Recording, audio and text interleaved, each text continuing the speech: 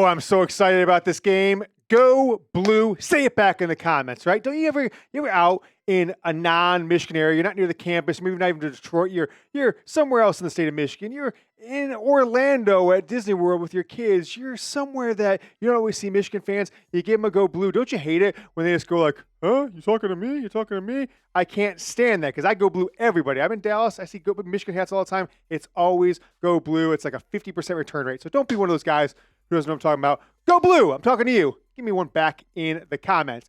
Let's get this show rolling. Jeremiah Smith was on Downs to Business, the Caleb Downs podcast with his brother who plays somewhere, I'm not sure, in the SEC. Not nearly as good of a player as Caleb, who I will note has lost to Michigan twice, once at Alabama, once at Ohio State, and 3 times coming up on Saturday.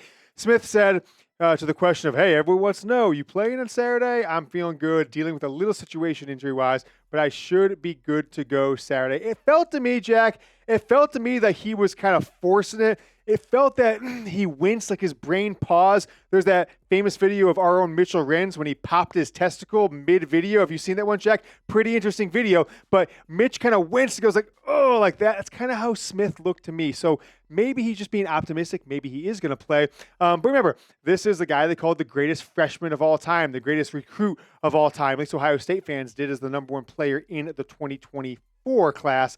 With Bryce being the 2025 number 1 player. And he had, 7 catches for 35 yards last year against Michigan. So if he plays, great. Good for him.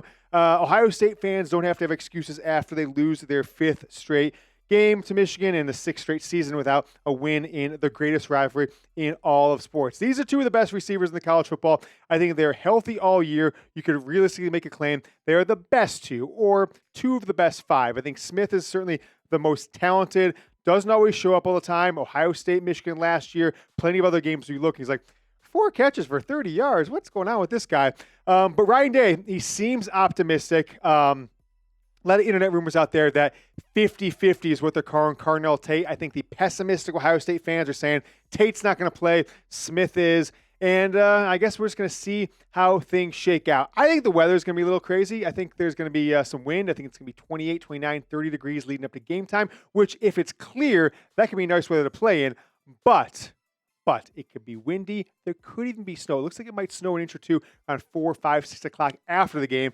If it moves up, not saying Michigan needs it, but I certainly wouldn't hate it. It would make a nice little atmosphere on the television audience, and would just make things more difficult for the road team in that environment, a team that likes to pass against Michigan.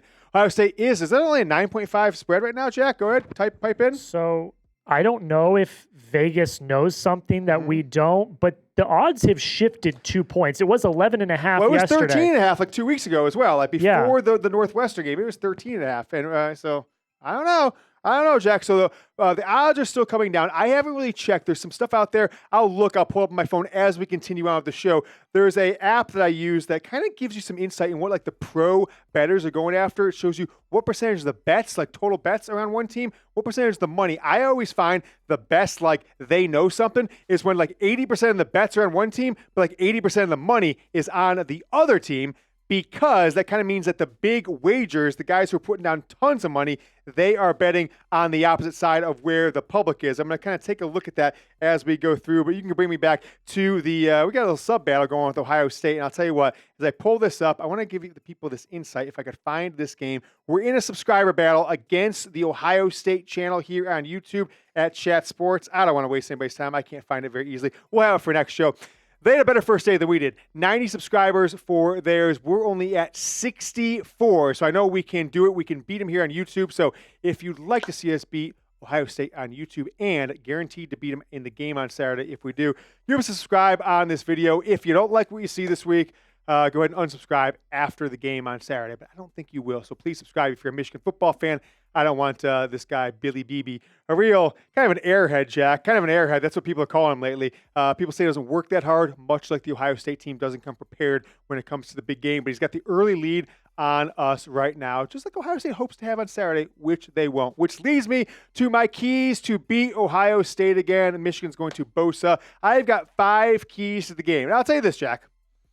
You can go back to my video in 2021. Go back and look at it. Go back to the video in 2022, 2023, 2024. I didn't do that today, but I would bet you as a viewing audience, Jack is the wonderful producer of the show, I don't think my keys to the game have probably changed that much. I bet 3 or 4 or even all 5 are the same as they were 4 years ago as they are today. Number 1, bend but don't break. If you followed me on social media, if you followed me on the show, I've been saying that for years. It's what Michigan did in 2021 and 2022 and even in 23 and 24, but mostly against a passing attack that had 4 or 5 NFL wide receivers on it, and Coldred Stroud, who would be the California quarterback that would come in and was maybe a Heisman frontrunner or co-Heisman favorite in the top 2 or 3 both of those years, throwing 49 times in 2021, 48 times the next year. Now, what's different about those 2 games is he didn't have the sacks against him in 2022, right? Michigan only got to him 1 time in 2022, sacked him 4 times in 2021.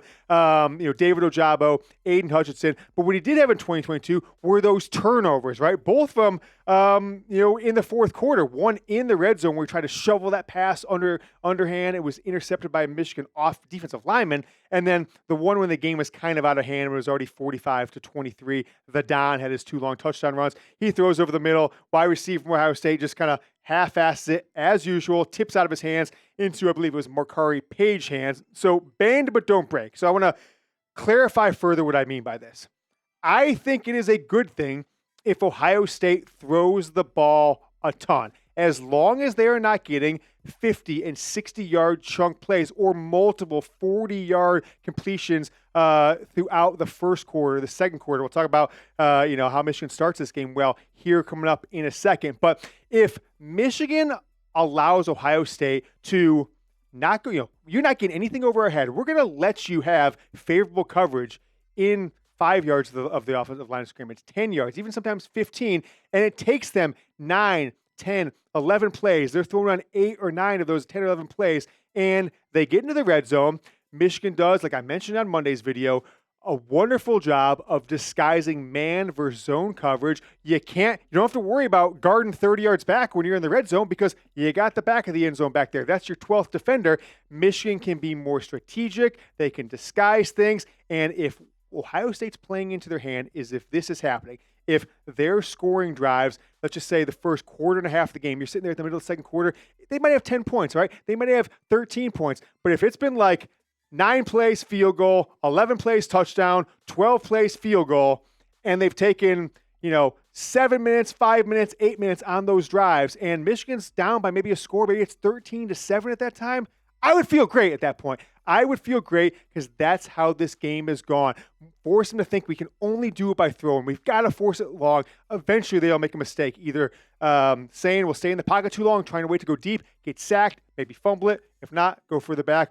Or Michigan will force him into a turnover by throwing it downfield into coverage that he doesn't have. And that's the playbook. So if he starts off, he's the most accurate passer as of right now for a single season in college football history. If he starts off like 13 or 14, okay, but it's for like 74 yards, 85 yards, that is great. That is music to our ears as long as they are getting touchdowns when they go long around midfield. Next up, 175 yards rushing for this team. I put it at the number. You look back to the 2021 game, Michigan had almost 300 yards. It hasn't always been like that. They hit this number last year. Didn't really do it in 2023. Obviously did it in 2022. So I believe it's 3 of the last 4 wins. 175 has been the number. You hit that number. Michigan's in the lead at that point when they hit 175, and they win the damn game. So the big thing I'm concerned about is whether Jordan Marshall will return and will be very, very healthy.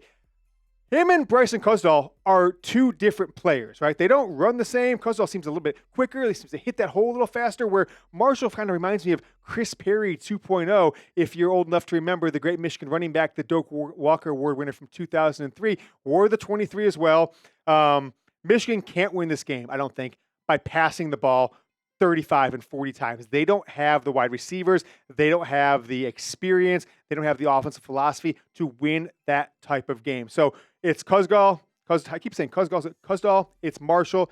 it's Bryce Underwood potentially, right? That's the one I didn't really put in here because I just don't know what to expect from Sherrone Moore and Chip Lindsey when it comes to this offense. So making a key to victory, I couldn't say that would be the case. But I'll ask you this question, Jack. We toss it up one more time, directly asking you, the viewing audience. An Ohio State fan, don't answer this question. Hit the road. We don't want you here. Go watch that bum Billy Beebe on the Ohio State Football Report, youtube.com/GoBucks. Who has more carries with Ohio State? Jordan Marshall, give me a JM in the comments, or Bryson. I can't say his name. Kuzdzal. I hear people say it. I hear him pronounce it. Every time in my head, it's like Mitch and Giuseppe Gillespie, right? I cannot say it. Kuzdzal. Bryson Kuzdzal. JM for Jordan Marshall and a BK for, let's call him BK. Give me a BK for BK. Number 3 keys to beating Ohio State again is don't let them start fast. Now, I'm not a psychology major. I'm not a psychologist, but I think I can connect dots and understand what other people are thinking. It's one of my best traits, right? I can put myself in someone else's shoes.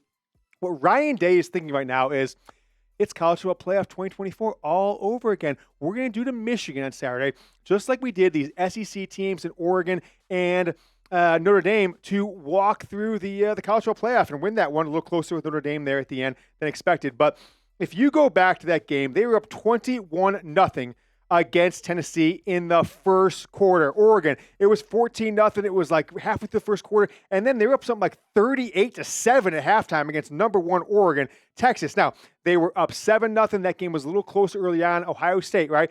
Their fans like, this was not the same approach against Texas that we had against Tennessee as we had against Oregon. Ultimately closes out. Slower start against Notre Dame, right? They were down 7-0, but they poured it on. It was the let's go a mile a minute. Let's blitzkrieg the hell out of this team. Let's throw downfield.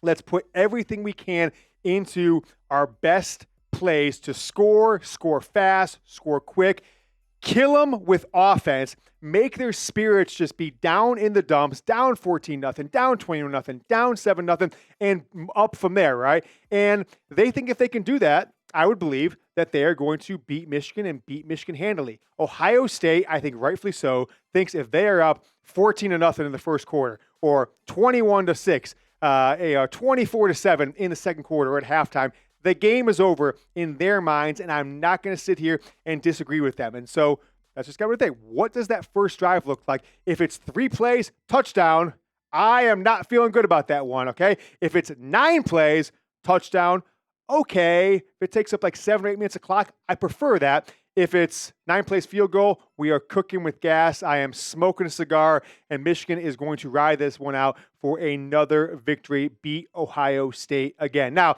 same items we showed you on Monday's show, still on sale. We've got the Mays Jordan t-shirt, 2024 sideline player shirt. So last year's, but still an awesome shirt. I haven't bought this one yet. Normally $40. It is only $28. chatsports.com/MaysT. Links to both these, second paragraph of today's description, also in the comments, or take a screenshot if you're on your iPhone. Go to it whenever you want. This one is the best deal of the century. I'm not sure why it hasn't sold out yet, Jack. Usually we promote something like 5, 6, 7 times. We've sold hundreds of these from our viewers. The Mays, the one Dusty May was wearing it last night in the Michigan game, right, against San Diego State. Last night he had this one on the sideline. The the Mays Jordan Q-Zip was $90, still only $38, available in small, medium, large, XL. Go get it right now. Links are down below. Pre-Black Friday Day sale. Number 4, keys to beating Ohio State again. I think Michigan's got to pull out one successful trick play. I don't think it's necessary to pull out the successful trick play that it's going to be the make or break for scoring another touchdown or having any offense or anything like that. But Michigan has done this pretty much every year, right? You think back to 2022, right? And they did a couple of 2021. You had like the reverse for the first touchdown. I think it was to Giles Jackson of all people scored the touchdown in that one. I don't know if you call that necessarily a trick play. But Sherrone Moore has done well when he's been Michigan's offensive coordinator, but not as much as Michigan's head coach. Last year, you didn't have as much of that going on, but Kalel Mullings jumped pass in 2022. Donovan Edwards with the rollout pass to Colson Loveland in the 2023 game. Also, the 2023 game, you had Alex Orji kind of come in and surprise run and took it for about 20 yards or so. There's a few other ones in there that I didn't get a chance to pull in and put on these graphics, but pretty much every game, Michigan has had some surprise big play at the right moments. Quite a few of them on third down. I'm fairly certain that Carnell Mullings was on third down. I'm also pretty certain that Donovan Edwards' pass to Colson 11 was on third down, right around midfield. It just catches Ohio State off guard. And I'm going to tell you what people need to understand about the Ohio State fan base, more importantly, the players and the coaches. They are so nervous right now. You have no idea. I take it back. You have an idea. Go back to how you felt in 2021. Go back to how you felt in 2019, 2018, 2012, 2008, right? When they had their 4, their 5, and their 6, their 7-game winning streaks, their 8-game winning streaks, you kind of felt all it's going to take is one play, and this entire thing's just going to fall apart. There they go again. They're going to beat Michigan. It's going to be the same old, same old. That is the mindset of their fans. I know, even though they're going to talk about it, the players are thinking about that. There's not a single player on this Ohio State roster that's ever beat Michigan. And I haven't verified this one, but I just tried to do the math and kind of connecting my head. I don't think, unless there's like a fifth-year guy who had a fourth or fifth-year teammate, I'm not sure if there's any starters on this Ohio State team right now, not a single starter that I can find just scanning through and just trying to do the math that was even teammates with a player that beat Michigan ever, right? So even a guy who might be like a fourth-year player came in 2021, he wasn't even around with the teammates that we were there back in 2019 that were on his team on the same roster at some point. I may be wrong on that, but if there is, it's 1 or 2 players at max. So the DNA of this team is not there to beat Michigan. Once Michigan hits a trick play, once they get a couple runs like J.J. McCarthy just barreling over a couple Ohio State players, not getting knocked down, going out of bounds on his feet, the tide will turn. You're going to be there at the game, I hope. Many of you, you're going to be cheering your butts off. You're going to be screaming. That snow's going to start sprinkling down. You're going to be singing hails to the victors, and this Ohio State team is going to fall apart. I want to get your score predictions for this one. Michigan, Ohio State. Predict the score. I'm going to predict mine what we say on Thanksgiving, Jack. I'm going to put Jack and I will do our predictions. Morning of Thanksgiving, we're going to come in here, film you a video, and put it out. And we'll give you our score predictions to the game, Michigan, Ohio State. Not saying it's for all the marbles, but both teams have a shot at the national championship still here, and I think it's as exciting and important as maybe any game in this rivalry. Last one, 25 throws or less. And that might seem counterintuitive to you. That doesn't make sense. Why do you say 25 throws or less? What do you mean by that? Well, if you just kind of think about how Michigan's won these last 4 games, it certainly isn't the passing game. I don't think Ohio State's secondary is scared of Bryce Underwood. It's going to light him up for 500 yards passing and 6 touchdowns, right? The guy's got, less than 10 passing touchdowns this entire season so far. Not totally his fault. Michigan's system does not throw the ball a ton in the red zone. It's a lot of running game, so understandable there. But going back from last season back to 2021. Last year with Davis Warren, Michigan threw 16 times. We all knew what that was about. Okay. But even prior to that, with J.J. McCarthy in 2023, 21 throws for Michigan, 20 for J.J., 1 for Donovan Edwards. In 2022, 25 times. I think J.J. was probably 23 or 24 of those. Carnell Mullings was at least one of them. And then 20 times, I believe Cade McNamara was 19. J.J. was 1. He had that throw to really good throw to, I believe it was Roman Wilson in the 2021 game when he was a true freshman. Now, going back 4 years, last year, Ohio State, 30 throws in 2023, 48 in 22, 49 in 2021. The more they threw, the more Michigan won by.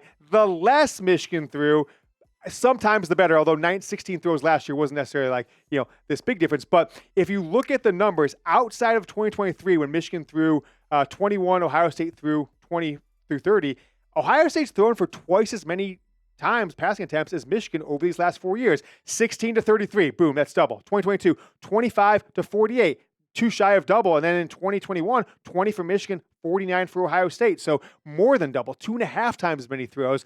That is what you want to see. Pattern recognition is a skill in life. It's a skill in sports. It's a skill in business. It's a skill in anything you do. You recognize patterns, you have more success. Michigan, if they run the ball 38 times, pass it 21, I'm saying they're going to win. If it's inverse, if Michigan gets to throw the ball 38 times, you know as well as I do, that's a loss for this team, for this program. So toss them up one more time, Jack, if you can. My 5 keys to beating. Oh, I want to ask this question. You're right, Jack. I apologize. I skipped over in the script. Where are you watching the game from? I alluded to there just a moment ago. Where are you watching the game from? Give me a C in the comments if it's your couch. An F if you're watching with a friend, right? So you're over at their house, maybe on their couch.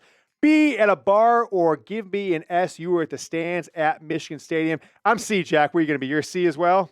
Be a C. Jack's a C. I'm not going to the game. The Yoder family still has season tickets, but I will not be traveling there. But I want to know from you guys, C, F, B, or S. Keys to beating Ohio State again. Bend but don't break. 175 yards rushing for this offense. Don't let them start fast. 3 and 4 play scoring drives. Bad news. 1 successful trick play, and Michigan should be throwing the ball 25 times or less. Why am I not going to the game? I didn't go in 2021 because some family health issues that the person I normally go with couldn't go. They won. I'm just letting it ride, baby. I'm letting it ride. As long as Michigan keeps winning, I'm not going. I was clearly bad luck, but I've been to 14 Michigan Ohio State games in my life. We'll see you guys on Wednesday. Go Blue.